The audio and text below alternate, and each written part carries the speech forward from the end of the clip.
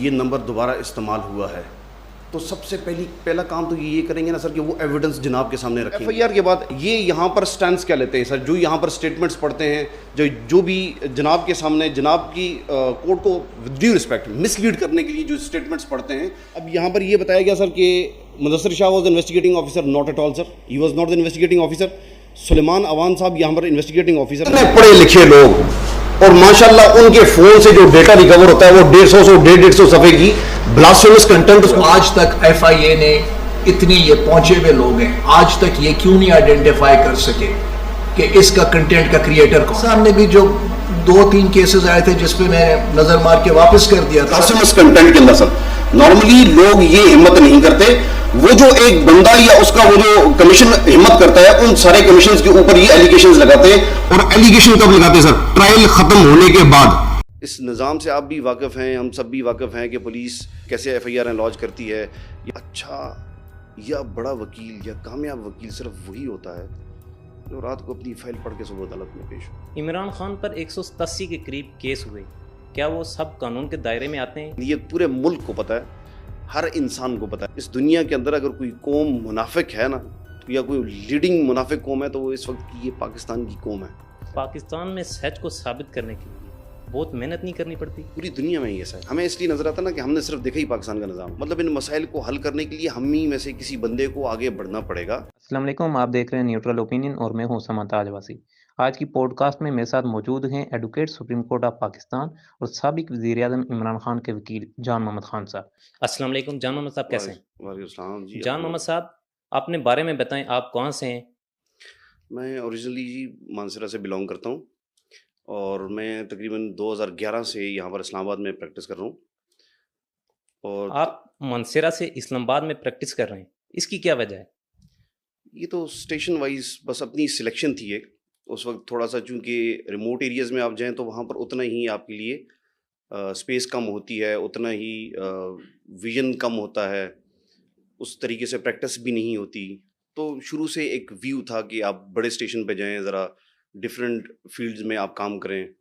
تو ڈیفینیٹلی ہوتا ہے کہ آپ جتنا اپنے آپ کو, جتنا اپنی زندگی میں آپ آگے ایکسیل کر سکیں, تو ریموٹ ایریاز میں اتنی آپ کے پاس اپرچونیٹیز نہیں ہوتی. سیکنڈلی فیسلٹیز بھی دیکھنی پڑتی ہیں. آپ جتنا وقت کے ساتھ ساتھ اپنے آپ کو فردر فیسیلیٹیٹ کر سکتے ہیں, تو آپ یہاں پر اپرچونیٹیز دیکھتے ہیں, فیسلٹیز دیکھتے ہیں.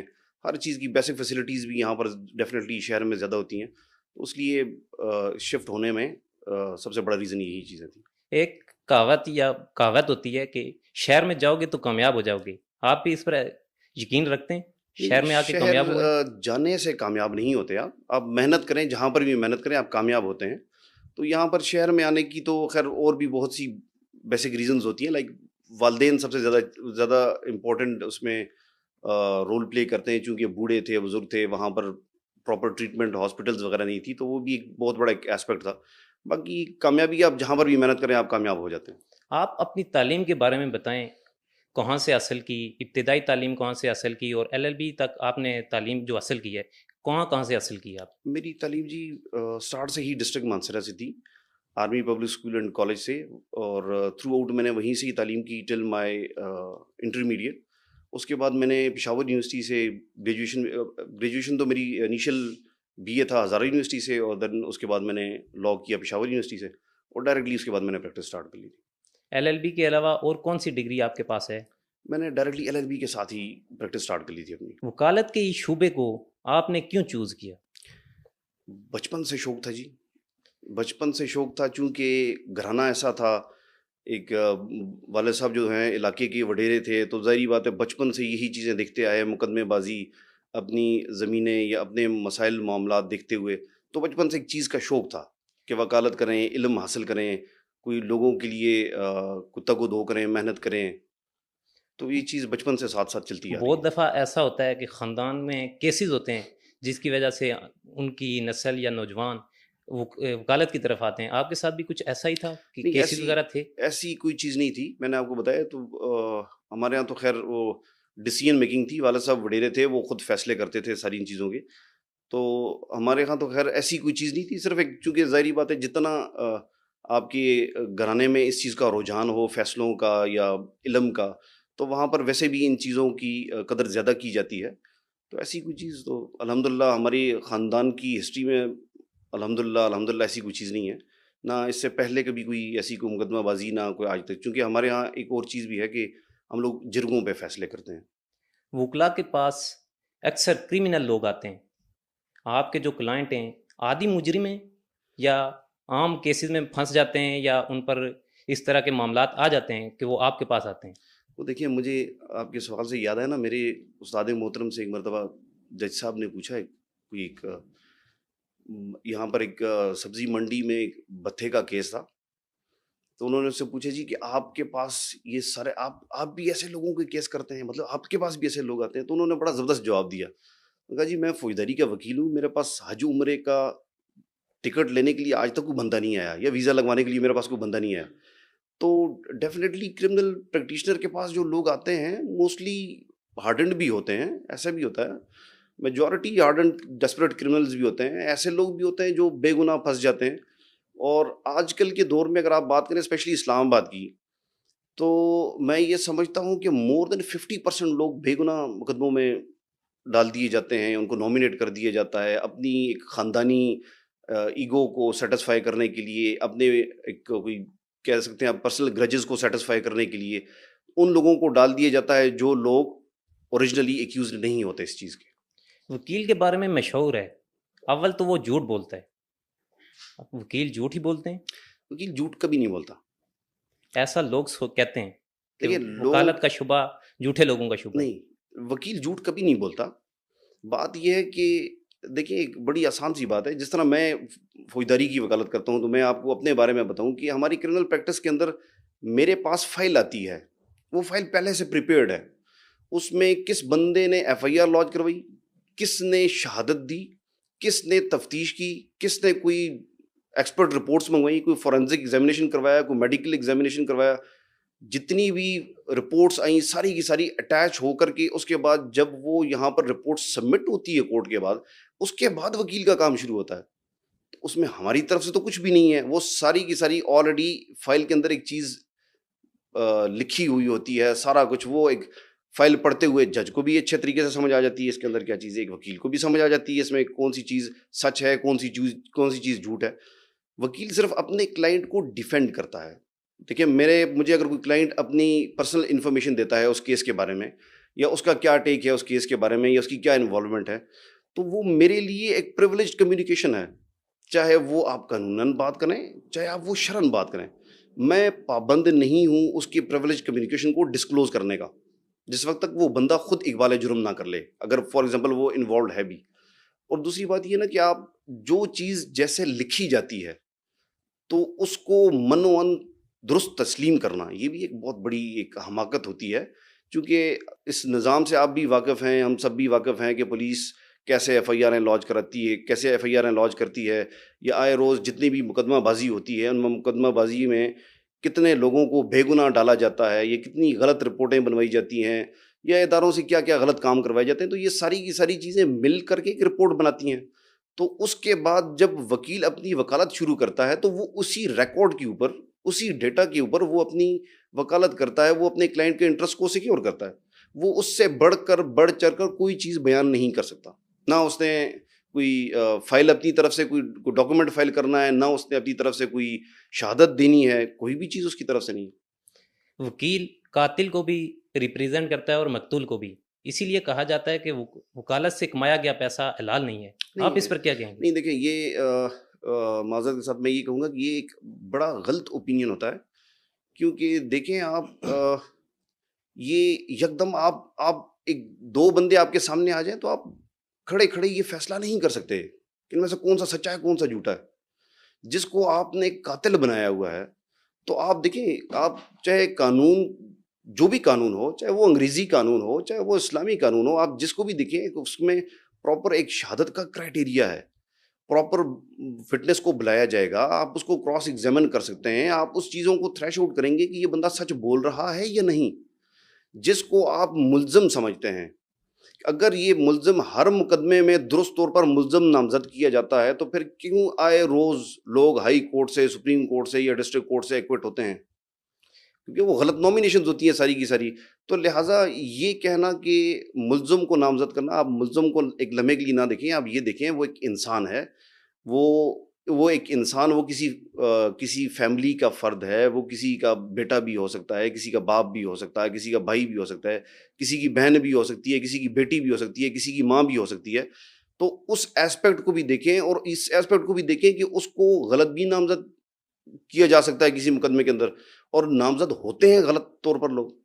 تو اس چیز کو کنسیڈر کرنا میرے خیال میں مناسب نہیں ہے. دوسری سب سے بڑی چیز یہ ہوتی ہے نا کہ آپ ان چیزوں کو جج کرنے سے پہلے نا، چونکہ وکیل سے، اگر آپ وکیل کی زندگی کو دیکھتے ہیں یا اس کے فیصلوں کو دیکھتے ہیں، تو وکیل سرسری طور پر بات نہیں کرتا. وہ ایک جیورسٹک اپروچ کے ساتھ زندگی گزارنے کی کوشش کرتا ہے. پوری زندگی قانون سیکھنے کا مقصد یہ ہوتا ہے کہ اس کی جیورسٹک اپروچ بن جائے.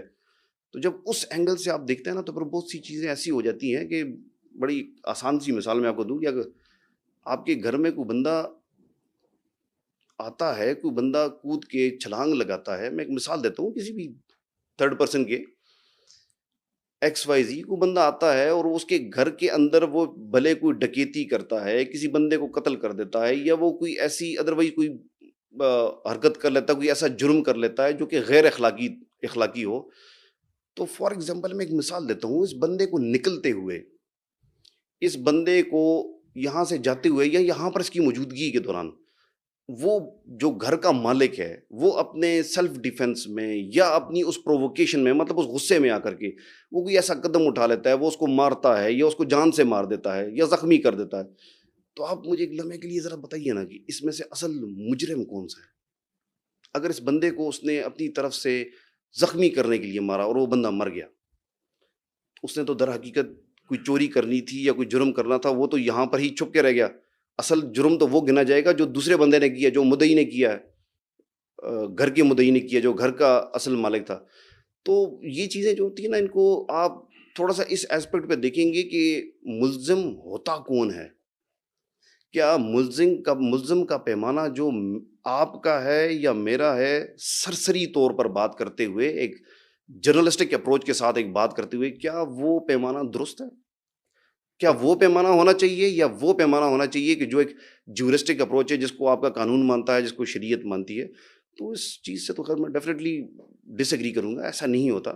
ملزم آپ نہیں ڈیسائیڈ کر سکتے. آپ کو چاہے بھلے شریعت ہی کیوں نہ ہو، آپ کو ورڈکٹ پاس کرنے کی اجازت نہیں ہوتی اس وقت تک جس وقت تک مکمل طور پر ثابت نہ ہو جائے. روز سینکڑوں کی تعداد میں جرائم ہوتے ہیں، بہت سارے رپورٹ ہوتے ہیں جن پر FIR ہوتی ہیں، اور بہت سارے ایسے کیسز ہیں جن پر FIR ہی نہیں درج ہوتی. اس کی کیا وجہ ہے؟ دیکھیں، یہ تو ایک تو اگر جنرلی پبلک کی بات کریں تو ہر بندے کا پروگیٹو ہے. فار ایگزامپل ایک ایسا جرم جو پولیس کے نالج میں نہیں آتا تو اس کو تو ظاہری بات ہے رپورٹ نہیں کیا جائے گا. دوسری بات یہ کہ نارملی جو چیز پولیس کے نالج میں آ جاتی ہے، لوکل پولیس کے نالج میں، وہ ڈیفینیٹلی FIR لانچ کرتے ہیں. اس چیز کی FIR لانچ بھی کرتے ہیں، اور سم ٹائمز یہ ہوتا ہے کہ بیفور لانچنگ آف FIR آپ کا کمپرومائز ہو جاتا ہے، آپ کے میٹرز سیٹل ہو جاتے ہیں.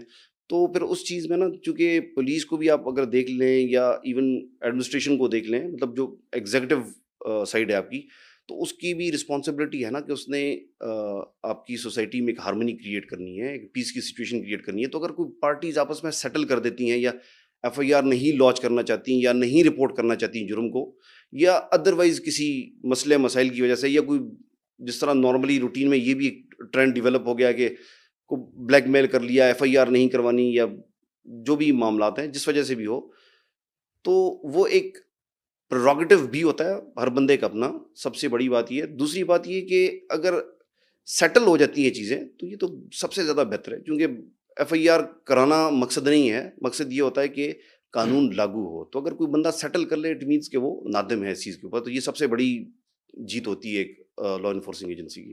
جان محمد صاحب، بہت سارے کیسز ہوتے ہیں جن کی FIR ہی درج نہیں ہوتی. پولیس جو ہے ٹال مٹول کرتی ہے تاکہ FIR نہ کرنی پڑے، اور جو جرم ہوتا ہے اس کو ثابت کرنے کے لیے ہمیں محنت نہ کرنی پڑے. اس کے لیے لوگ کیا کریں؟ دیکھیں، اس کے لیے تو بہت سی ریمیڈیز ہیں نا آپ کے پاس. اگر آپ کی پولیس آپ کی بات نہیں سنتی تو آپ جسٹس آف پیس کے پاس آتے ہیں. آپ کے پاس پراپر ریمیڈی اویلیبل ہے. آپ یہاں پر سیکشن 22A CRPC کی اپلیکیشن موو کرتے ہیں، وہاں سے ڈائریکشن مل سکتی ہے. اگر وہاں سے آپ ایگریوڈ ہیں تو آپ ہائی کورٹ جا سکتے ہیں. وہ اس میں کوئی ابہام یا کوئی رکاوٹ نہیں ہے. مطلب اس سے پہلے بھی آپ پولیس ہائرارکی کے پاس بھی پہلے آپ جا سکتے ہیں کہ اگر for example S H O پابند ہے ایف آئی آر لانچ کرنے کا, وہ نہیں مانتا تو آپ اوپر سے اوپر جائیں, آپ ایس ڈی پی او کے پاس جا سکتے ہیں, آپ ایس پی کے پاس جا سکتے ہیں, ایس ایس پی کے پاس, تو وہ اپ ٹو آئی جی آپ پوری ہائرارکی کو یوٹیلائز کر سکتے ہیں. اس کے بعد جسٹس آف پیس ہے, ہائی کورٹ ہے. اگر کچھ بھی نہیں ہوتا تو آپ پرائیویٹ کمپلینٹ فائل کر سکتے ہیں, اس سے آپ کو کوئی نہیں روک سکتا. تو لہٰذا یہ ایسی کوئی بات نہیں ہے کہ آپ کے پاس ریمیڈی نہیں ہوتی, ریمیڈی آپ کے پاس ہر وقت ہوتی ہے, ہر صورتحال میں آپ کے پاس ریمیڈی اویلیبل ہے. ایک وکیل کی کیا تعریف بیان کرتے ہیں اور کامیاب وکیل میں کیا کیا خصوصیات ہوتی ہیں؟ پہلے دن سوال پوچھا تھا اپنے استاد محترم سے اور بڑا زبردست جواب دیا تھا انہوں نے کہا تھا کہ وکیل اچھا یا بڑا وکیل یا کامیاب وکیل صرف وہی ہوتا ہے جو رات کو اپنی فائل پڑھ کے صبح عدالت میں پیش ہو. آپ کے استاد کون تھے؟ میرے یہاں پر اسلام آباد میں استاد چودھری عبدالعزیز صاحب تھے, جسٹس چودھری عبدالعزیز صاحب. ایک استاد کا اپنے شاگرد پر کتنا اثر ہوتا ہے؟ میں کہتا ہوں کہ 1,000,000%. اس وقت آپ کے ایسوسیٹ ہیں, آپ ان پر اعتماد کرتے ہیں, ان سے کام لے رہے ہیں؟ جی الحمدللہ سارے کے سارے ایسے ہیں کہ جو بڑی تگ و دو سے کام کر رہے ہیں. انیشیل سٹیج کے اوپر نا آپ ہر بندے سے 100% ایکسپیکٹ نہیں کر سکتے. وکالت ہے یہ اتنی جلدی نہیں سیکھی جا سکتی. مطلب اس میں تو آپ کے لیگل سینس ایک چیز ہے نا, ڈیولپ ہوتے ہوتے اس کو بھی کم از کم 8-10 سال تو لگ ہی جاتے ہیں. تو اس وقت تک آپ کی صرف محنت ہی چلتی آ رہی ہے. مطلب ایون کہ میں کہوں کہ میں کو 10-15 سال وکالت ہوگی, میں ابھی سیکھنا شروع ہوا ہوں, آتا کچھ بھی نہیں ہے. آپ ابھی سیکھ رہے ہیں. یہ بھلے میری وکالت 50-60 سال بھی ہو جائے نا, اللہ زندگی دے, تو تب بھی سیکھنا ہی ہے. میں نے آپ کب سے پریکٹس کر رہے ہیں؟ میں الحمدللہ جی 2009 سے ریگولر پریکٹس کر رہا ہوں, لیکن سٹارٹ میں نے 2007 سے لے لیا تھا ڈسٹرکٹ کورٹ مانسرا میں. وہیں سے. آپ کا نام فوجداری کیسز میں بہت مشہور ہے. کرمنل کیس میں سب سے مشہور کیس کون سا آپ نے لڑا ہے دیکھیے جو آپ کو یاد ہو؟ کیسز تو بے تحاشا ہوتے ہیں, لیکن ہمیشہ بندے کو جو کیس سب سے پہلا اور سب سے اچھا کیا ہو نا, پہلی مرتبہ جو سب سے اچھا کیا ہو, تو وہ ہمیشہ بندے کو یاد رہتا ہے. تو وہ مقدمہ میرے استاد محترم کا ہی تھا, اور الحمدللہ ان کی شفقت اور ان کی محبت اور ان کی اتنی محنت تھی کہ جس نے ہمیں وکیل بھی بنا دیا, ہمیں قانون سمجھنا, وکالت کرنی, لوگوں کے حقوق کا خیال رکھنا, ایک پازیٹیو طریقے سے زندگی گزارنی, ایک پازیٹیو طریقے سے وکالت کرنی, تو یہ ساری کی ساری چیزیں تھیں. اور اس وقت الحمدللہ وہ جب استادوں کا سایہ ہو تو ویسے بھی وہ مقدمات نا آپ کو زندگی بھر کبھی بھولتے نہیں ہیں. بھلے اس کے بعد میں نے انڈیپینڈنٹ ہو کر کے شاید بہت سے اس سے بھی ٹف کیسز کیے ہوں, اس سے اچھے طریقے سے بھی کیے ہوں, لیکن وہ جو انیشیل سٹیج تھی, جو فرسٹ کیس تھا آپ کا, جہاں سے سیکھا اور جہاں سے سب سے زیادہ محنت کی, اور وہ الحمدللہ ایک یادگار ہوتی ہے آپ کے لیے. کبھی ایسا ہوا ہے استاد اور شاگرد عدالت میں آمنے سامنے ہوئے ہوں؟ روٹین میں ہوتا ہے, لیکن میرے ساتھ ایسا کبھی نہیں ہوا, چونکہ میں جب سے اسلام آباد آیا ہوں تو میں استاد محترم کے ساتھ ہی تھا, اور جس وقت میں انڈیپینڈنٹ ہونے لگا تھا تو اس وقت وہ ایلیویٹ ہو چکے تھے. نوجوان وکلا کچہری میں آتے ہیں, بہت سارے مسائل ہیں, ان مسائل کو کیسے آپ دیکھتے ہیں, ان کو کیسے حل کیا جا سکتا ہے؟ دیکھیے نوجوان جب آتا ہے نا تو بہت سی چیزیں ایسی ہیں جو ان کو بڑے ٹف ڈیسیژنز ہوتے ہیں. لائک آپ نے سٹارٹ کہاں سے لینا ہے, آپ نے کس کے ساتھ سٹارٹ لینا ہے, آپ نے مطلب اوریجنلی نا وکالت کے آپ نے نارمز سیکھنے ہیں. تو وکالت کا اوریجنل جو آپ کا فرسٹ ڈیسیژن ہوتا ہے, first decision of joining some senior, کہ آپ نے کس طریقے سے وکالت کرنی ہے, کس طریقے سے چلنا ہے, یہ چیز آپ کے پورے کریئر میں آپ کے ساتھ ساتھ چلتی ہے. یہ چیز آپ نے ڈے 1 سے آپ نے ڈیسائیڈ کرنی ہوتی ہے کہ آپ کس کے ساتھ بیٹھیں گے, کس کو آپ نے جوائن کرنا ہے, کس سائڈ پہ آپ کا انٹرسٹ زیادہ ہے, انٹرسٹ زیادہ ڈیولپ ہو رہا ہے.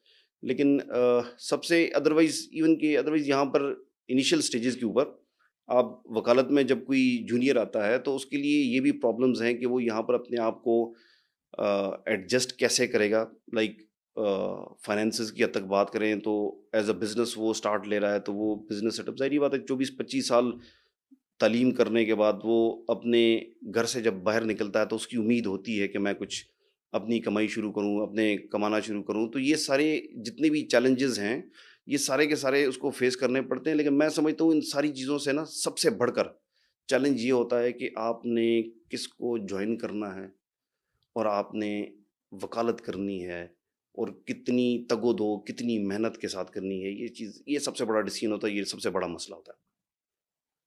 اسلام آباد کچہری میں, اسلام آباد کی ڈسٹرکٹ کچہری جو ہے اور ہائی کورٹ میں بھی جوڈیشل کمپلیکس کا بڑا مسئلہ ہے. وکلا کو بیٹھنے کے لیے چیمبر نہیں ہے ان کے لیے. یہ کیا وجہ ہے, کیوں جو ہے نا چیمبر ان کو الاٹ نہیں کیے گئے یا جگہ الاٹ نہیں کی گئی؟ دیکھیے چیمبرز کا یہ تو چونکہ تھوڑا سا ایشو ہو چکا تھا. اوریجنلی تو F8 میں ڈسٹرکٹ کورٹس تھیں, وہاں پر چیمبرز بھی تھے, سب کچھ تھا, اویلیبل تھا. تو ظاہری بات ہے وہاں سے شفٹ ہونا تھا, وہ تو کوئی پرماننٹ پلیس تھی نہیں. تو ایمرجنسی میں جب شفٹ ہوا ہے, جب یہاں پر بلڈنگ بنی ود ان اے ایئر, یہ کمپلیکس بنا سارے کا سارا.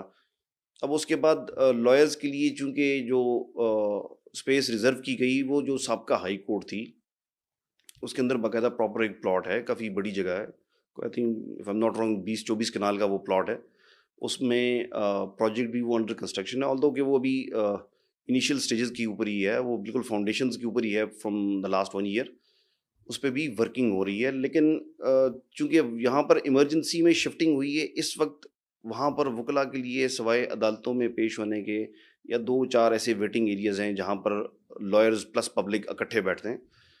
تو وہ with the passage of time definitely ان چیزوں کو کرب کر لیا جائے گا. لائک جس طرح ہائی کورٹ بھی دیکھ لیں, ہماری ہائی کورٹ کی بھی شفٹنگ ہے, لیکن ہائی کورٹ کی شفٹنگ ہوئی ہے اور اس کے ساتھ بھی ابھی جتنا بھی لائرز کا سیٹ اپ ہے وہ انڈر کنسٹرکشن ہے.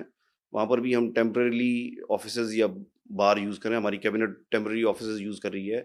ہماری کیفیٹیریا کو اگر آپ دیکھ لیں یا لائبریری کو دیکھ لیں تو وہ بھی ٹیمپریری بیسس پہ بنے ہوئے ہیں وہاں پر. تو یہ ڈیفینیٹلی چونکہ دونوں شفٹنگز یکدم ہو چکی ہیں اور تھوڑا سا وقت سے پہلے ہو چکی ہیں, جو کہ بار اور بینچ کے مسائل لگے ہوئے تھے اس کی وجہ سے, تو definitely it will take some time. تو ٹھیک ٹھاک ٹائم لگے گا اس چیز کو سیٹل ہونے میں. پورے پاکستان کی نظریں اسلام آباد کی بار کونسل پر ہوتی ہیں. بار کونسل کی سیاست بھی ایک مضبوط سیاست ہوتی ہے. کبھی بار کی سیاست میں آنے کا ارادہ ہے؟ دیکھیے جی, بار کی سیاست میں اس سے پہلے تو کبھی ارادہ نہیں تھا بنا, لیکن اس وقت کی موجودہ جو صورت حال ہے یا جن مسائل سے ہم پروفیشنل لوگ سفر کر رہے ہیں, تو اب ہمیں ضرورت بھی پڑ چکی ہے اور ہماری اب ضرورت نہ بھی پڑے تو مطلب ان مسائل کو حل کرنے کے لیے ہم ہی میں سے کسی بندے کو آگے بڑھنا پڑے گا. ورنہ یہ مسائل جو ہم فیس کر رہے ہیں, لائک جس طرح بھی آپ نے پوچھا کہ ہمارے پاس چیمبرز نہیں ہیں, ابھی صرف چیمبرز کی بات نہیں ہوتی. اب دیکھیں ایک ینگسٹر آتا ہے تو اس بیچارے کے پاس نہ آفس ہے, نہ اس کے پاس کوئی سیٹ اپ ہے, نہ اس کے پاس کوئی لائبریری ہے, وہ کہاں پر بیٹھے گا, کہاں پر پڑھے گا. اب جس طرح پریویسلی F8 کا سیٹ اپ تھا, اگر کوئی بچہ ہے اس کے پاس کوئی سیٹ اپ نہیں ہے, اس نے کوئی چیز ڈرافٹ کروانی ہے, کوئی کیس فائل کرنا ہے, تو کوئی بھی فیسلٹی یہاں پر اویلیبل نہیں ہے. تو یہ ساری کی ساری چیزیں یہاں پر ہمیں ان چیزوں کو بھی دیکھنا ہے. ان چیزوں کے مطابق بھی ہمیں یہ سارے کے سارے معاملات ٹیکل کرنے ہیں. عمران خان پر بے شمار دہشت گردی کے کیس بنے. کون کون سے کیسز میں آپ عمران خان کو ریپریزنٹ کر رہے ہیں؟ دیکھیے جی, میں تو انیشلی تو میں عمران خان صاحب کے ٹیررزم کے جو کیسز تھے اسپیشل کورٹ کے, ان کیسز میں انگیج ہوا تھا. اور چونکہ اس وقت کے ساتھ ساتھ اب ظاہری بات ہے وہ جب میں انگیج ہوا تو یکدم عمران خان صاحب اس وقت گرفتار بھی ہو گئے.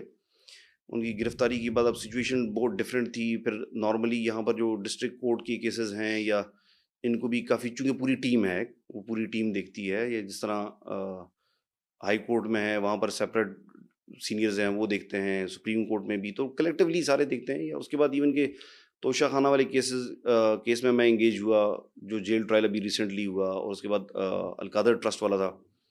لیکن چونکہ وہاں پر آلریڈی اس سے پہلے بھی کھوسا صاحب, لطیف کھوسا صاحب وہاں پر ریپرزینٹ کر رہے تھے, تو ان کی موجودگی کی وجہ سے یا ایک سینئر آلریڈی ایک ٹرائل چلا رہے تھے, تو خیر اس چیز کو تو میں نے توشہ خانہ والے کیس کو تو میں نے فالو نہیں تھا کیا.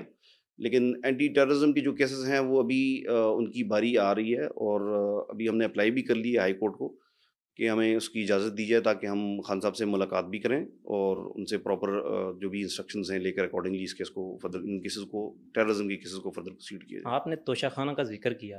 عمران خان پر فرد جرم عائد ہو گئی ہے. آپ اس پر کیا کہتے ہیں؟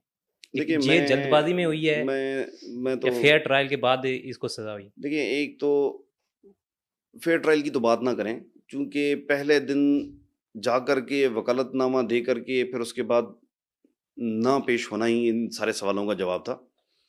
کیونکہ جب میں پہلے دن گیا تو اٹ واز ویری سرپرائزنگ کہ انہوں نے اس سے ایک تاریخ قبل چارج فریم کر لی عمران خان صاحب کے اوپر، حالانکہ اس کی اگلی تاریخ کے اوپر اس درخواست کے اوپر بحث تھی جو درخواست بی بی کے لائر نے دی کہ جی ہمیں جو آپ نے ریفرنس دیا ہے، جو ڈاکومنٹس دیے ہیں، جو کہ فوجداری قانون کے تحت عدالت پابند ہوتی ہے انڈر سیکشن 265C کہ وہ ڈاکومنٹس پرووائڈ کرے، وہ ڈاکومنٹس جو ہیں ان کی کاپیز بلر ہیں، ہمیں کلیئر کاپیز دیجئے. مطلب ہمیں جو کاغذات دیے گئے، فلسفہ یہ ہوتا ہے کہ ہمیں کاغذات دیں گے، ہم پڑھیں گے، پھر آپ فرد جرم عائد کریں گے تو ہم اس کا جواب دیں گے. تو وہ کاغذات دینے سے پہلے ہی فرد جرم عائد کر دی گئی، اس سے ایک تاریخ پہلے ہی. اور اس کے بعد جب جس تاریخ پہ میں گیا تو اس تاریخ پر ابھی ہماری 2-3 درخواستیں تھیں، ابھی درخواستوں کے اوپر فیصلہ نہیں ہوا اور 3-4 گواہ انہوں نے پیش کر دیے. ایک کا کہ جی ہم ایک گواہ پیش کریں گے، دوسرا پیش کر دیا، تیسرا پیش کر دیا، چوتھا پیش کر دیا. تو کافی انسسٹ بھی کیا میں نے جج صاحب کو کہ آپ مہربانی فرما کر کے پہلے درخواستوں کو، فوجداری وکالت کا ایک ضابطہ ہے کہ ایون ادروائز بھی جنرلی پریکٹس میں بھی اگر آپ دیکھیں تو اگر آپ کے مین مقدمہ کو اس وقت تک پروسیڈ نہیں کیا جا سکتا جس وقت تک آپ کی اس مقدمہ کے اندر جتنی بھی مسلینس اپلیکیشنز ہیں، یہ جو متفرق درخواستیں آپ نے دی ہوتی ہیں، جب تک ان سب کے اوپر فیصلہ نہ ہو جائے، اگر ان میں سے کوئی ایک بھی پینڈنگ پڑی ہے تو آپ پہلے اس کا فیصلہ کریں گے، اس کے بعد مقدمے میں آپ پروسیڈنگ کریں گے. تو یہاں پر فرد جرم بھی لگ گئی، کاغذات بھی نہیں دیے، شہادت بھی ریکارڈ ہو گئی، اور ابھی درخواستیں ساری کی ساری پینڈنگ پڑی ہیں. تو ڈیفینیٹلی وہ تھوڑا سا نا ضرورت سے زیادہ جلد بازی میں فیصلہ کیا گیا، ٹرائل کیا گیا اس مقدمے کا. اور وہ تو خیر میں یہ نہیں کہہ سکتا کہ خالصتاً عدالت کی غلطی ہوتی ہے، کیونکہ court can do no wrong. لیکن بات یہ ہوتی ہے نا کہ آپ جو پریزائڈنگ آفیسر ہوتے ہیں ان کی ڈیوٹی ہے، وہ باؤنڈ ہیں اس چیز کو، اس پروسیجر کو آبزرو کرنے کی. ان کا کام صرف یہ نہیں ہے کہ آپ کے سامنے مقدمہ پٹ کر دیا گیا، آپ لہٰذا فیصلہ سنا دیں جی یا اس بندے کو بری کرنا ہے یا اس بندے کو سزا دینی ہے. آپ نے وہاں پر انصاف کرنا ہے. انصاف کیا مطلب کہ آپ نے قانون کے مطابق فیصلہ کرنا ہے. عمران خان پر 180 کے قریب کیس ہوئے، کیا وہ سب قانون کے دائرے میں آتے ہیں؟ واقعی عمران خان نے دہشت گردی کی تھی؟ لیکن یہ تو مجھے کہنے کی کیا ضرورت ہے، لیکن یہ پورے ملک کو پتہ ہے، ہر انسان کو پتہ ہے کہ کیسے دیکھیں اس ملک کے اندر کیسے مقدمے بازی ہوتی ہے، کیسے مقدمے درج ہوتے ہیں. جو بھی گورنمنٹ آتی ہے، دوسری گورنمنٹ کے اوپر ان کے پریویس گورنمنٹ کے اوپر بھی ان کی FIRیں لانچ کروانے کا ایک سلسلہ ہمیشہ سے چلتا آ رہا ہے. تو ان میں سے میجورٹی غلط ہوتی ہیں، کچھ ٹھیک بھی ہوتی ہیں. لیکن ابھی تک جن مقدمات میں نے خان صاحب کی جن مقدمات میں انگیج ہوا، تو کم از کم مجھے کوئی ایسی چیز نظر نہیں آئی، اسپیشلی یہ جو دہشت گردی کے کیسز ہیں، کوئی ایک ایسی چیز نہیں ہے کہ جہاں پر آپ یہ کہہ سکتے ہو کہ یہ بندہ کسی جگہ پر موجود بھی تھا. تو دہشت گردی یا یہ کام کرنا تو بہت دور کی بات ہے. جہاں پر جنرل پبلک کھڑی ہے، ہزاروں کی تعداد میں لوگ کھڑے ہیں، سینکڑوں کی تعداد میں پولیس والے کھڑے ہیں، ایک بندہ نہتا خالی ہاتھ بیٹھا ہوا ہے، وہ عوام کا لیڈر ہے، وہ ایک پرسنالٹی بھی ایسی ہے کہ جس کے ہاتھ میں آپ تسبیح کے علاوہ اور کوئی چیز دیکھ نہیں سکتے. تو اس بندے سے دہشت گردی ایکسپیکٹ کرنا تو ٹرانسپیرنسی انٹرنیشنل کی رپورٹ کے مطابق پاکستان انصاف مہیا کرنے میں 140 نمبر پر ہے. اس کی وجہ یہی ہے؟ آپ کیا سمجھتے ہیں؟ بجائے نا ہم کیچڑ اچھالیں ایک دوسرے کے اوپر، ہر بندے کو نا اپنا احتساب کرنا چاہیے کہ میں کتنا ایک سچا ہوں. دیکھیں میں بھی سچا نہیں ہوں، آپ بھی سچے نہیں ہیں. کیسز جھوٹے ہوتے ہیں یا عدالتیں ٹائم لیتی ہیں انصاف کرنے میں؟ نہیں دیکھیں میں جو کہنا چاہتا ہوں کہ ہم لوگ اصل میں جس دن سچے ہونے شروع ہو جائیں گے، جس دن سب سے پہلے میں سچا ہونا شروع ہو جاؤں گا، تو اس دن سے مجھے یہ نظام درست نظر آنے شروع ہو جائے گا. کیونکہ ہم سارے کے سارے بطور قوم ہماری یہ حالت ہے کہ ہم معذرت کے ساتھ بطور قوم کرپٹ بھی ہیں، بطور قوم جھوٹ بھی بولتے ہیں. اللہ معاف کرے، ایون کہ آپ اگر دیکھ لینا تو بڑے بڑے علماء بھی یہ باتیں کر کے جا چکے ہیں. ڈاکٹر اسرار صاحب کو دیکھ لیں، ڈاکٹر اسرار صاحب نے فرمایا کہ اگر دیکھا جائے تو اس دنیا کی دھرتی میں اگر اس دنیا کے اندر اگر کوئی قوم منافق ہے نا یا کوئی لیڈنگ منافق قوم ہے تو وہ اس وقت کی یہ پاکستان کی قوم ہے. ایک ایف آئی آر درج ہوتی ہے، خواہ وہ سچی ہے یا جھوٹی، اس پر بہت ٹائم لگتا ہے، کبھی کبھار 20 سال بھی لگ جاتے ہیں. اس میں کون کون قصوروار ہے؟ نہیں 20 سال تو خیر کیونکہ حالیہ ایک سپریم کورٹ کا فیصلہ آیا ہے، سپریم کورٹ سے بیل مل جاتی ہے یا اس کی سزا ختم ہو جاتی ہے، جبکہ وہ مقتول مر بھی جاتا ہے.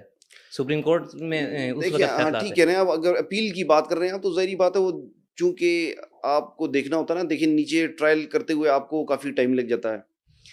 جس طرح یہاں پر اگر آپ اسلام آباد کی بات کریں تو اسلام آباد میں ایسی کوئی سین نہیں ہوتا. اسلام آباد میں جلدی سے جلدی چلان جمع ہو گیا. اتنی کرمنل پریکٹس یہاں پر ہے نہیں، بڑے لمیٹڈ سے کیسز ہوتے ہیں یہاں پر. فیصلے بھی جلدی ہو جاتے ہیں، اسپیڈی ٹرائل ہوتے ہیں یہاں پر. ہائی کورٹ میں بھی اتنی کرمنل کیسز کی پینڈنسی نہیں ہوتی، لہٰذا ہائی کورٹ سے بھی جلدی فیصلے ہو جاتے ہیں. تو ان لائک اسلام آباد اگر آپ جس طرح پنجاب کی بات کریں تو وہاں پر آپ جائیں لاکھوں کے حساب سے کیسز پینڈنگ ہوتے ہیں. مطلب آج اگر آپ 2024 سے میں ایک مثال دے رہا ہوں تو اگر فار ایگزامپل وہاں پر 2017 کی 18 کی جو بھی سال ہو، بھلے 20-21 کی ہو، جس سال کی وہ لسٹ وہاں پر چل رہی ہے یا جس سال کے کیسز چل رہے ہیں، تو اس کا مطلب ہے نا کہ اگلے 2-3 سال تو 2023 والوں کی کیسوں کی باری ہی نہیں آنے لگی. تو وہ پینڈنسی بھی ایک ریزن ہوتا ہے، کیسز کی پینڈنسی ہوتا ہے. ایسے کافی مرتبہ ہوا ہے، اسپیشلی جب یہ چیزیں سیٹل ہوئیں، جس طرح آنریبل چیف جسٹس آصف سعید خان کھوسا صاحب نے یہ فیصلہ کیا تھا کہ ایون کہ اگر بندے کو ڈیتھ ایوارڈ ہوئی ہے اور وہ پچھلے 25 سال سے جیل کے اندر پڑا ہوا ہے، تو اس بندے کو آپ کس حساب سے پھانسی دیں گے؟ وہ تو اس کی آلٹرنیٹ سزا کاٹ چکا ہے. تو ایسی چیزیں ایسے انسیڈنٹس ہوتے ہیں. لیکن وہ سپریم کورٹ کی آپ بات کر رہے ہیں کہ سپریم کورٹ تک پہنچتے ہوئے یا فیصلہ ہوتے ہوئے، تو ابھی خیر الحمدللہ وہ چیزیں بھی کافی ختم ہو چکی ہیں. چونکہ جس طرح کھوسا صاحب کے دور میں اسپیڈی ٹرائل یا اسپیڈی جسٹس والا یہ جتنی بھی سیٹ اپ بنا تھا تو اس میں تو ہزاروں لاکھوں کے حساب سے کیسز ڈسپوز آف کر دیے تھے. تو ابھی اتنی پینڈنسی بھی نہیں ہوتی، تو ابھی خیر فیصلے جلدی ہو جاتے ہیں الحمدللہ. قاضی فائز عیسیٰ جب سے چیف جسٹس آف پاکستان بنے ہیں، کیسز کی آن لائن ہیئرنگ ہوتی ہے، پبلک ہیئرنگ ہوتی ہے، آپ اس سے مطمئن ہیں؟ دیکھیے پبلک ہیئرنگ ہونا کوئی انوکھی بات نہیں ہے، ہم لوگوں کے لیے انوکھی ہے. آپ جنرلی دیکھ لیں پبلک ہیئرنگ پاکستان کی تاریخ میں پہلی بار ایسا ہو رہا ہے کہ عام عوام اس کو لائیو دیکھ رہی ہے. ہاں یہ تو خیر عوام کے لیے بھی کافی ہے. کافی چیزیں ایسی ہیں تو ایٹ لیسٹ ان کو اس چیز پہ اعتماد مل رہا ہے، تھوڑا سا شعور بھی ہو جاتا ہے. اعتماد کی بات بھی ٹھیک ہے، وہ تو ظاہری بات ہے، سب سے امپورٹنٹ اسپیکٹ ہی وہ ہے. دوسرا سب سے امپورٹنٹ چیز یہ نا کہ لوگوں کو یہ چیز ہے نا کہ لوگوں کو یہ احساس ہوتا ہے کہ ہاں جی واقعی یہ سپریم کورٹ ہے، یہ ہمارے ملک کی یہ کورٹ ہے. یہ جس طرح فار ایگزامپل آپ عدلیے کی بات کرتے ہیں تو لوگوں کو نظر آتا ہے کہ ہاں یہ واقعی یہ ججز صاحبان ہیں، یہ کام کرتے ہیں، یہ صرف یہاں پر سننا نہیں ہے. ایون ادروائز میں جنرلی ایک بات کروں تو مطلب دور کے ڈول سہانے ہوتے ہیں نا. آپ ایک وکیل کی زندگی دیکھیں تو آپ کو نہیں سمجھ آئے گی جب تک آپ اس وکیل کی زندگی میں آ کر کے اس کے ساتھ رہ کر کے 1-2 دن گزار لیں، آپ اس کی روٹین نہیں پتہ چل جائے. اسی طرح آپ جوڈیشری میں چلے جائیں تو ان کی زندگی، ان کا لائف سٹائل ہم سے زیادہ ٹف ہوتا ہے. چاہے وہ ہائی کورٹ کے ہوں، سپریم کورٹ کے ہوں، وہ جتنا اوپر جائیں گے اتنا لائف سٹائل ان کا ٹف ہو جائے گا. اتنی رسپانسبل ایٹیچیوڈ، اتنا رسپانسبل بیہیویئر ہوتا ہے ان کا. تو ڈیفینیٹلی یہ چیزیں ہیلپ آؤٹ تو کرتی ہیں، سوسائٹی کو بھی ہیلپ آؤٹ کرتی ہیں. تھوڑی سی اویئرنیس کافی کریٹ ہوتی ہے ان لوگوں کے اندر. تو میں تو سمجھتا ہوں یہ بہت اچھا قدم تھا ایک حالیہ سپریم کورٹ کا، اور یہ چیز ہونی چاہیے، یہ چیز چلنی چاہیے. لوگوں کا اعتماد ڈیفینیٹلی یو رائٹ، اعتماد اس میں ڈیولپ ہوتا ہے لوگوں کا. ایک وکیل کی زندگی بہتر ہوتی ہے یا ایک جج کی زندگی؟ کس ایسپیکٹ سے؟ آزادی کے لحاظ سے، ورک کے لحاظ سے، یا قانون کی انفارمیشن کے لحاظ سے؟ ظاہری بات ہے وکیل کی زندگی، ججز صاحبان جتنے بھی ہیں ان کی تو وہ تو بیچارے صبح سارا دن کیس سنیں گے، وکیلوں کے ساتھ بھی مغز ماری کریں گے. وہ پورا دن پہ پریشر بھی تو ڈالتے ہیں ججز. نہیں پریشر تو خیر نہیں ہوتا. مطلب میں نے آپ کو پہلے کہا نا کہ آپ فائل پڑھ کے جائیں نا تو پریشر نہیں ہوتا. فائل پڑھ کے جائیں تو آپ کو بڑا مزہ آتا ہے عدالت میں جا کر کے، آپ کو سیکھنے کو بہت کچھ ملتا ہے. آپ اس نیت سے جائیں کہ میں نے آج کچھ سیکھنا ہے. پاکستان میں سچ کو ثابت کرنے کے لیے بہت محنت نہیں کرنی پڑتی؟ یا سچ کو ثابت کرنے کے لیے؟ یہ پوری دنیا میں ہی ایسا ہے.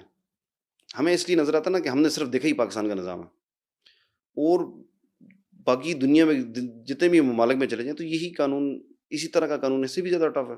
سپریم کورٹ آف پاکستان نے شوکت عزیز صدیقی کیس میں انصاف کیا ہے یا صرف اپنا فیصلہ سنایا؟ دیکھیں یہ دو مختلف باتیں ہیں آپ کر رہے ہیں. انصاف کیا ہے کا یا تقاضا, فیصلہ کیا ہے؟ انصاف کا تقاضا, دیکھیں مجھ سے آپ سوال پوچھ رہے ہیں تو مجھ سے سوال قانون کے پوچھ رہے ہیں, مطابق یہ اس بتائیں، کیونکہ ملک میں کسی سے بھی سوال پوچھیں گے, یہ سارے کے سارے مسلمان ہیں, ان کے انصاف کا تقاضا وہ ہے جو شریعت کا ہے, وہ یہاں پر نہیں ہوتا. کیونکہ یہ فیض حمید کو ایک طرف تو شوکت عزیز صدیقی کو ریلیف دیا گیا ہے، لیکن دوسری طرف جن نے جرم کیا جنرل فیض حمید ان کو سزا نہیں دی گئی، ان کو سنا نہیں گیا یا ان پر ایلیگیشن لگائی نہیں گئی. دیکھیں ایلیگیشن آپ لگائیں گے نا تو تب پروسیڈ ہوگا نا. عدالتیں خود تو مقدمے نہیں چلا سکتی. عدالت تو as a referee as umpire بیٹھا ہوتا ہے. عدالت کا کام تو نہیں ہے مقدمے فائل کرے لوگوں کے خلاف, یا آپ سے مقدمے فائل کروائے کہ آپ کے پٹیشنر ہیں یا آپ ملزم تھے یا آپ کو آج رہا کر دیا, بری کر دیا یا آپ کے حق میں فیصلہ کر دیا تو آپ کو عدالت کیجیے اب آپ بھی اس کے خلاف مقدمہ دائر کر لیں. تو خیر عدالت کا کام نہیں ہے وہ. تو اگر آپ کوئی کلیم ڈالیں گے ان کے اگینسٹ تو تب جا کر کے عدالت فیصلہ کرے گی, تب اس کے اوپر پروسیڈنگز ہوں گی. عدالت کا یہ کام تو ہے کہ سچ اور جھوٹ میں فرق کریں. اسی طرح حال ہی میں ذوالفقار علی بھٹو کیس کا ایک فیصلہ آیا ہے جس میں ذوالفقار علی بھٹو کی پھانسی کو غیر قانونی قرار دیا گیا ہے. بالکل. دیکھیں یہ تو چلیں ابھی سپریم کورٹ کا ڈیسیژن آ گیا, لیکن ہماری وکلا برادری میں دیکھا جائے نا تو اس پریزیڈنٹ کو آج تک, مطلب میں نے اپنی زندگی میں نے اپنے 15-16 سال کی وکالت میں یا 14 سال کی وکالت میں نے کوئی ایک آدھ وکیل شاید ایسا دیکھا ہو جس نے اس کیس کو ریفر کیا ہو. وہ اس کیس پریزیڈنٹ کو کوئی لوگ ریفر بھی نہیں کرتے, وہ تو اس کو لیگل فریٹرنیٹی نہیں ایکسیپٹ کرتی کہ یہ ڈیسیژن ٹھیک تھا. وہ تو پہلے دن سے ہی یہ کہتے ہیں ڈیسیژن غلط ہے. تو ڈیفینیٹلی وہ اس وقت کے جو بھی معاملات تھے, جو ڈیسیژن ہوا, اس وقت کی ملٹری اسٹیبلشمنٹ تھی یا اس وقت کی جو بھی سیٹ اپ چل رہا تھا, ان کی طرف سے جو ڈیسیژن لیا گیا regarding execution of Zulfikar Ali Bhutto definitely غلط تھا. وہ تو ایک بچہ اس چیز سے خبر ہے کہ وہ ڈیسیژن غلط تھا. فوجداری قانون میں سب سے مضبوط سیکشن کون سا ہے؟ کیونکہ آپ کرمنل میں ایک بڑا نام رکھتے ہیں. مضبوط سیکشن تو بہت سے ہیں, لیکن نارملی اگر آپ دیکھتے ہیں تو جس طرح فار ایگزامپل 780A ہوتا ہے انسداد دہشت گردی کا, ایک سب سے سنگین جرم کنسیڈر کیا جاتا ہے. آپ منشیات میں چلے جائیں آپ کو سیکشن 9C بڑا مضبوط کنسیڈر ہوتا ہے, یا آپ اس طرف سے نارمل پینل لاز میں آ جائیں سیکشن 302 ہے. وہ سارے جرائم جن کے اندر پھانسی کا حکم جاری کیا جا سکتا ہے. یہ 302 ہے کیا؟ 302 قتل عمد ہے.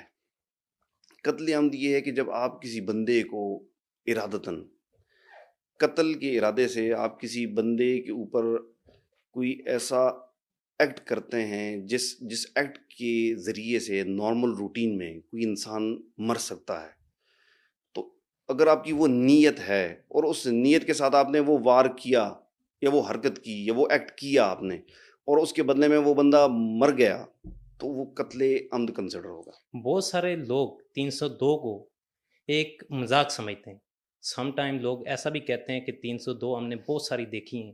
کچھ لوگ ایسا بھی کہتے ہیں کہ ہم نے جیل کاٹ لی ہے, اب ہمیں 302 سے فرق نہیں پڑتا. کہ 302 اتنا ہی کمزور ہے. ڈیسپریٹ کرمنلز کی بات کر رہے ہیں نا آپ, جو ہارڈنڈ ڈیسپریٹ کرمنلز ہوتے ہیں, یا جو لوگ اس چیز کو مس یوز کر کہہ سکتے ہیں آپ, مس یوز کرتے ہیں اس چیز کو, یا جہالت ہے, انفیکٹ در حقیقت جہالت ہے.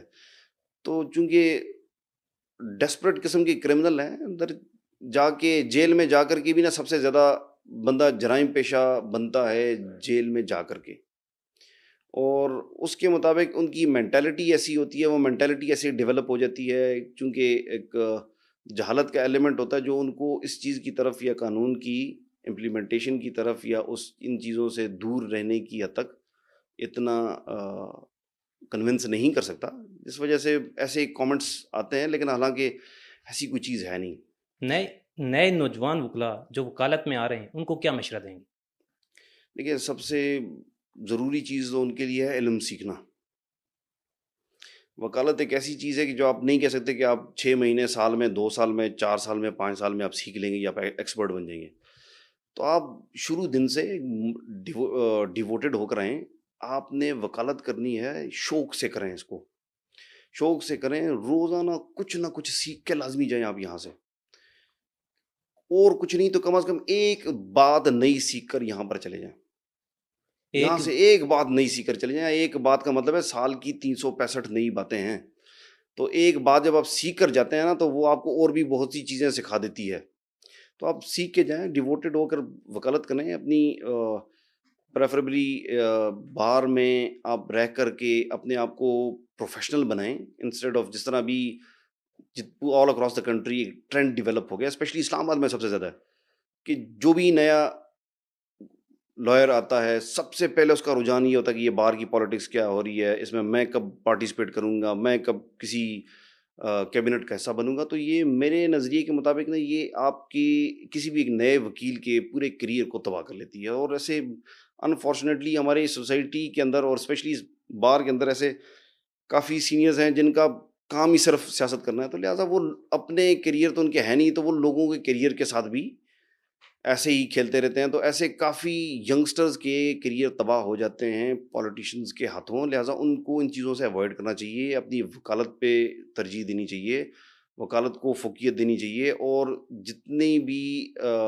اس کے اندر میل پریکٹسز ہیں جو کہ وہ ہیں مطلب ہر جگہ پر ہیں، تو ان میل پریکٹسز سے اوائڈ کرنا چاہیے. اپنی ڈیووٹیڈ وکالت اور یہ سیکھنا اور سیکھنا سکھانا بس پوری زندگی اس چیز میں گزار لیں تو یہی ہے وکالت. اس سے ہٹ کو اور کوئی چیز وکالت نہیں کنسیڈر کی جا سکتی، اور اس کے علاوہ اور کوئی چیز وکیل کو سوٹ بھی نہیں کرتی. یہ نمبر دوبارہ استعمال ہوا ہے تو سب سے پہلا کام تو یہ کریں گے نا سر کہ وہ ایویڈنس جناب کے سامنے رکھیں گے کہ یہ وہ میسج ہے، یہ وہ موبائل کا استعمال ہے جس کی وجہ سے ہم جناب کے سامنے آئے ہیں. نہیں تو اس ایف آئی آر میں وہی اس والی ایف آئی آر میں یہی نمبر انہوں نے بتایا ہوا ہے نا سر. پچھلی والی ایف آئی آر میں بھی یہی نمبر تھا. وہ ذرا جی can any counsel help me on this just to recap this thing? The point was very simple. سر یہ غضنفر عباسی صاحب کا نمبر ہے جو ایف آئی آر 135/23 میں یہی نمبر استعمال ہوا ہے جس کا سیزیئر میمو بن گیا ہے، اور یہی نمبر دوبارہ ایف آئی آر نمبر 52/24 میں استعمال ہوتا ہے. اچھا 52/24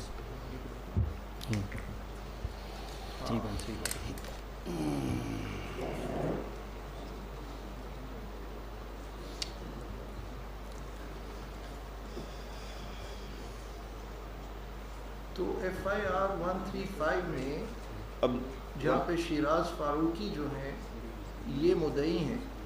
نہیں سر یہ وہ والا نہیں ہے. یہ ایف آئی آر 138 ہے یا 135 ہے سر؟ 135 نہیں وہ 138 تھا سر. 135 میں شیراز فاروقی یہ شیراز فاروقی از دا کمپلینٹ سر. یہ مدعی ہے شیراز فاروقی. مدعی ہے، ٹھیک ہے. اس میں اس نے نمبر سرنڈر کیا؟ نہیں سر، نمبر جو سرنڈر کیا وہ تو ایف آئی آر نمبر 188/22 ہے سر. 188/22 میں سر 135 نیک محمد کی ایف آئی آر ہے جس کے اندر اس کا بیان چلان میں لکھا ہوا ہے کہ اس پین نمبر سے مجھے یہ کہہ رہے ہیں F I R 18. Actually the way this has been argued now, normally if I were to prepare, you would prepare a tabulated situation, you know, یہ نمبر وہاں استعمال ہوا. سب سے پہلے یہ نمبر استعمال ہوا ایف آئی آر 188/2022. مطلب نیک محمد کی آئی تھنک اس سے پہلے کی ایف آئی آر ہوگی جو راول پنڈی میں ہے، جس کا چلان سبمٹ کرایا تھا، جس میں سلیمان عوان صاحب نے لکھا تھا کہ اس کو اسپین نمبر سے انٹریپ کیا جا رہا ہے. وہ ان کا چلان کا بیان ہے اور وہ اسپین والا نمبر ہے. ہاں تو وہ ایف آئی آر 188 میں نہیں، یہ 135 میں جی مائی لارڈ. نیک محمد ہے نا. جی مائی لارڈ. جی 135/23. جی یہ راول پنڈی کا. ہاں تو اس سے ان کا کہنا یہ ہے کہ اس میں جو ایک نمبر استعمال ہو رہا ہے وہ آپ کے مطابق پہلے سرنڈر ہو چکا تھا ان ایف آئی آر نمبر 188. ملوڈ یہ اصل میں جو آرگیومنٹس میں فلو میں ہوا یہ تھا کہ عثمان صاحب آرگیو کر رہے تھے اور میں نے بیچ میں آ کے نیک محمد کا چلان دیا تھا، جس پہ راؤ صاحب نے یہ بیان دیا تھا کہ میں تو یہ سرنڈر کرا چکا ہوں، میں تو استعمال کر نہیں سکتا تھا. تو یہ ان کی انکشاف تھا. تو یہ اسپین نمبر کیس ہے. جی ایف آئی آر 135.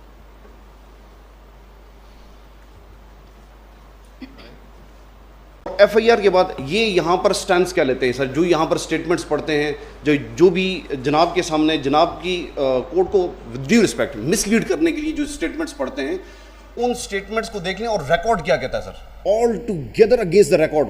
جتنی بھی اسسٹنس یہاں پر پرووائڈ کر رہے ہیں، میں ایک ایک چیز پوائنٹ آؤٹ کر کے جناب کو بتا دیتا ہوں کہ ساری کی ساری چیزیں اگینسٹ دا ریکارڈ ہیں. اس لیے میں نے یہ جو جناب کے سامنے ڈاکومنٹس رکھے ہیں اس میں ملاحظہ فرما لیجئے. میں نے اس کے اندر چالان بھی لگایا سر. اب چالان پہ سر ایک لمحے کے لیے پیج نمبر 2 جو ہے سر میری اس بائنڈنگ کا سر، پیج نمبر 2 پہ اگر ملاحظہ فرما لیں، پیج نمبر 2 میں میں جناب کو بتا دیتا ہوں سر جو اس کی چالان میں اسٹیٹمنٹ آتی ہے سر. اب یہاں پر یہ بتایا گیا سر کہ Mudassar Shah was investigating officer, not at all sir, he was not the investigating officer. Sulaiman Awan صاحب یہاں پر انویسٹیگیٹنگ آفیسر ہیں. اتنے پڑھے لکھے لوگ اور ماشاءاللہ ان کے فون سے جو ڈیٹا ریکور ہوتا ہے وہ 150 صفحے کی بلاسفیمس کنٹینٹ اس کے اوپر پڑا ہوا ہے. آج تک ایف آئی اے نے اتنی یہ پہنچے ہوئے لوگ ہیں، آج تک یہ کیوں نہیں آئیڈینٹیفائی کر سکے کہ اس کا کنٹینٹ کا کریٹر کون ہے؟ Number 1 which is 90% identical. Sir میرے سامنے بھی جو 2-3 کیسز آئے تھے جس پہ میں نے نظر مار کے واپس کر دیا تھا، سر آئیڈینٹیکل کانٹینٹ ہے. سر میں ایک بڑی ایک ایکڈیمک سمیشن کروں گا اس کے اوپر سر کہ دیکھیں sir, the internet that we see is hardly 5% of the network. Rest is the dark web. Not even that. Sir, not even exactly, my lord. The rest is the dark web. Dark web, we cannot find any address. We cannot locate any device, any address over the dark web. اگر دیکھیں سر investigation ہو رہی ہے یا trial conduct ہو رہا ہے، ان کے پاس they have got ample opportunities. ان سے یہ سوال پوچھے نا سر، انہوں نے کیوں نہیں 22 لگائی؟ ان سے سوال پوچھے انہوں نے پرائیویٹ کمپلینٹ کیوں نہیں فائل کی؟ انہوں نے ٹرائل کورٹ میں کیوں نہیں دی اپلیکیشن کہ اس کو فورنزک کروایا جائے؟ کس چیز کا؟ کہ اس اسپین والے نمبر کا فورنزک کروایا جائے سر. اریسٹ ہوئے، اریسٹ ہونے کے بعد ایک بندہ اریسٹ ہوا. جی سر، مطلب ایک بندہ، میں اسی ایف آئی آر اٹھا لگا، آپ صرف ایک بندہ اٹھا لیے گا سر. اب ایک بندہ اٹھانے کے بعد جب یہاں پر آتے ہیں، اب یہ جتنی بھی بلاسفیمی کے کیسز جتنے بھی آل اکراس دا کنٹری ہو رہے ہیں، یہ یہ پراپر ایک منظم گروہ ہے سر. یہ کوئی ایک آدھ بندہ نہیں ہے کہ جو ایک بندہ یہ کرے گا. آپ صرف پٹیشن دیکھ لیں، 150 تو پٹیشن ہے سر اس ایک کیس کے اندر. بس ٹھیک ہے. ایک بلاسفیمی کنٹینٹ ایک سویلین کو، ایک عام بندے کو جب ریسیو ہوتا ہے بلاسفیمی کنٹینٹ، سر کون سا بندہ لے کر کے ایف آئی اے جاتا ہے سر؟ ہر بندہ وہی موقع پر اس کو ڈیلیٹ کر دے گا. کون سا بندہ جو اتنی پروسیڈنگز سمجھتا ہے سر؟ کون سا بندہ جو اتنی چیزوں کو اس پہ ایکٹ اپون کرے گا یا وہ ایف آئی اے جائے گا؟ Normally sir as a matter of normal routine جب پولیس ریکوری کے لیے جاتی ہے، نارمل ریکوری کے لیے سر، وہاں پر بھی وٹنسز منکر ہو جاتے ہیں کہ ہم وٹنس نہیں بنتے. تو what to talk about becoming a complainant، اور وہ بھی ایک blasphemous content کے اندر سر. نارملی لوگ یہ ہمت نہیں کرتے. وہ جو ایک بندہ یا اس کا وہ جو کمیشن ہمت کرتا ہے، ان سارے کمیشنز کے اوپر یہ ایلیگیشنز لگاتے ہیں. اور ایلیگیشن کب لگاتے ہیں سر؟ ٹرائل ختم ہونے کے بعد. پہلے یہ اس سے پہلے بالکل مکمل طور پر سوئے ہوئے تھے سر، اس سے پہلے کوئی ایلیگیشن نہیں تھا.